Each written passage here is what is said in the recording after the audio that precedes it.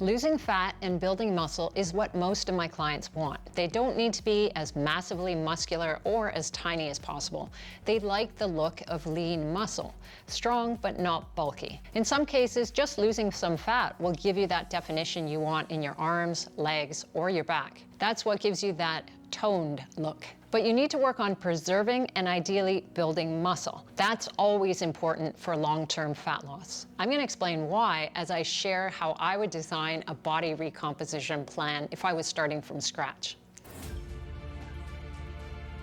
Body recomposition works best when you have a bit of fat to lose, if you're new to strength training, or coming back after a long break. The other situation is when people just haven't consistently been following an optimal workout and nutrition plan for body recomposition. I've been coaching people for over 20 years, and I can tell you that most people have not been doing that. If you have 10 to 20 pounds to lose and you want that look of lean muscle, you want a program that helps you lose fat and build muscle. Will you maximize your muscle mass completely and be able to do a bodybuilding show in a few months? Probably not, but I'm guessing that's not what you want anyway. Starting on a body recomposition plan means putting the focus on muscle. My weight has gone up and down over the years for various reasons. Digestive issues that affected what I ate, injuries, both acute and chronic, going through tough periods emotionally, and having my son. Pregnancy really does change your body. I've been on that body recomposition journey many times. I've always been able to get to my leanness when I focus on building muscle. Because if you do the things it takes to build muscle from both a workout and nutrition standpoint, you're also going to be helping your fat loss efforts. I'm going to explain that a little more later on. Fat loss comes through lipolysis, the breakdown of fat, and muscle building happens through protein synthesis. These are separate processes that can occur at the same time as long as you have the right stimulus and nutrition. Your body composition or body fat level is the ratio of fat to lean tissue like muscle, organs, fluid, and bone. Body recomposition improves the quality of your physique by increasing muscle mass and reducing fat. That means you'll look leaner and more defined even if your weight doesn't change dramatically. It's also more sustainable long-term because building muscle slightly increases your metabolism, helping you burn slightly more calories even at rest. First, you need the stimulus, which is at least 3 days of weight training per week. Okay, maybe 2 would be okay for some people starting out, but 3 is ideal. Up to 5 is probably still useful for most people, but remember that your muscles grow while you're resting. And if your muscles don't recover well from session to session, you won't have the same training effect because you're not able to push yourself each time. The intensity, which is the weight that you lift related to your own abilities, is an important determinant of your ability to grow muscle. We used to say that 8 to 12 reps and sometimes 6 to 12 reps was ideal for muscle hypertrophy, muscle growth. But recent research suggests that what matters more than the rep range is how close you are to what you're able to do. So about 1 to 2 reps in reserve is generally what you should be aiming for.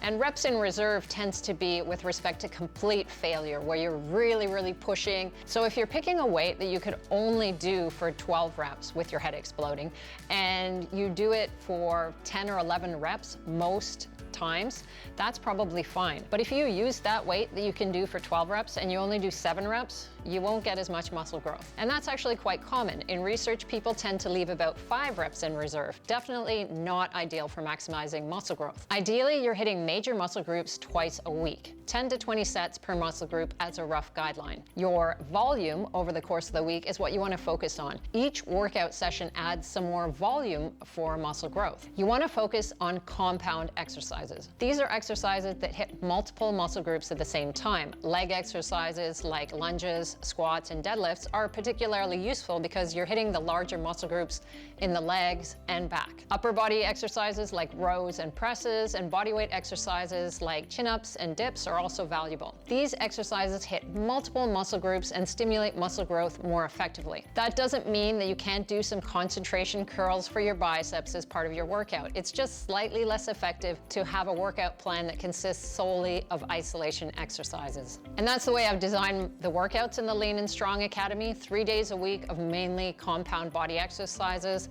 with some abs thrown in for good measure. You should be training with progressive overload. That means gradually increasing the difficulty of your workouts over time. This can mean adding more weight, doing more reps, or increasing your total volume over the course of the week. Track the weights for your exercises so you can see where you're progressing. If you're new to resistance training, start with lighter weights to get your technique right. As you get stronger, gradually increase the weight. Following those workout guidelines will optimize your muscle growth. And you're probably curious about the role of cardio because most of us associate that with fat loss. It can be helpful since aerobic exercise will increase your calorie burn. We don't want to ignore our heart health either, although you do get some heart benefits from weight training, particularly if you're using short rest periods. While cardio isn't essential to a body recomposition plan, I still recommend that you include some aerobic exercise, preferably something that you enjoy. Concurrent training is the combination of strength training and cardio, and it seems to be the most effective for optimizing your body composition, maximizing muscle and minimizing fat. But don't overdo it with cardio. Moderate sessions of 30 minutes a few times a week aren't likely to interfere with your weight training, which should be the primary focus of your body recomposition workout plan. But if you're doing something with higher intensity or going for 45 minutes or an hour, it might. So make sure that you're managing your recovery for muscle growth. That includes getting enough sleep. Many important hormones are impacted by sleep: growth hormone, melatonin, cortisol, leptin, and ghrelin levels. Those hormones will affect your energy levels, which correlates to how many calories you end up burning off through activity and can affect your appetite. A body recomposition plan is also highly dependent on your food intake, which is the next piece we're gonna add. Do you need to track calories? That's debatable, and it depends on where you're starting from. If someone is carrying 30 pounds of extra fat and not exercising at all, they'll probably see fat loss and muscle growth after a couple of months from just adding strength training and doing a few minor tweaks to their diet. The leaner you are and the closer you are to your goal body fat percentage, the more precise you need to be with calories and macros. I do initially recommend that most people track their calories and macros for at least 3 weeks. You'll learn how to keep your calories and macros in line with ideal recommendations, which I'm going to explain now. You need sufficient protein for muscle growth. I recommend a minimum of 0.7 grams per pound of body weight per day. For those people like me who are over 35 trying to maintain as much muscle mass as possible while they lose fat, maybe up to around 1 gram per pound of body weight per day. That's about 1.6 to 2.2 grams of protein per kilogram, which is where the scientific research tends to show ideal muscle growth. Our rate of muscle protein synthesis goes down as we get older, so you need slightly more protein to get the same muscle building effect that you did in your 20s. Some good sources of protein are chicken, turkey, and lean beef, fish and seafood, eggs and egg whites. Eggs only have about 6 grams of protein each, but egg whites are pure protein. Dairy sources like Greek yogurt or skyr, which have more protein than regular yogurt, can bump up your protein.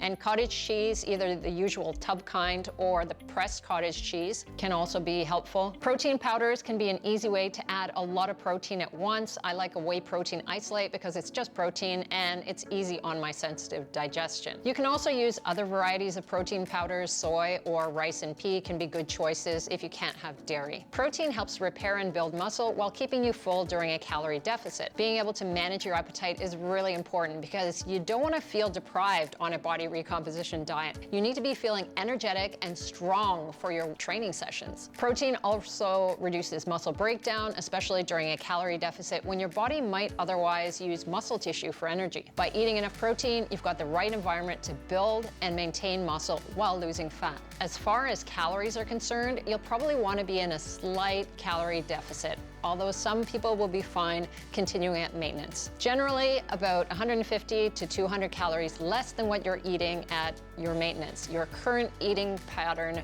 that keeps your body as it is now. Remember that a body recomposition plan is slow, especially compared to just starving yourself for a couple of months on a very low-calorie diet. That's partially because muscle building is a slower process than just simple weight loss. You need to look at this long-term, several months at least, rather than weeks, depending on where you are now. The slower pace of the body recomposition process is worth it because you'll maintain your muscle as you go through fat loss. You'll probably still like the in-between parts when you're starting to see a bit more muscle and some muscle definition in your arms and legs, maybe even your abs. As far as your other macros, don't fear carbs. They support your energy during workouts. Sufficient intensity is very important for muscle growth. And if you're tired, you're going to move around less in what we refer to as NEAT, non-exercise activity thermogenesis. That's less calories out that will affect your fat loss efforts. Don't forget your fat. About 20 to 35% of your daily calorie intake should be fat. Fat supports your hormonal health. The steroid hormones, testosterone and estrogen, need fat for their production, so don't go too low with fat. So a body recomposition program primarily comes down to two things: the stimulus from weight training and a protein-focused nutrition plan. If you want more ideas about putting together a body recomposition diet with some meal ideas, watch this video here.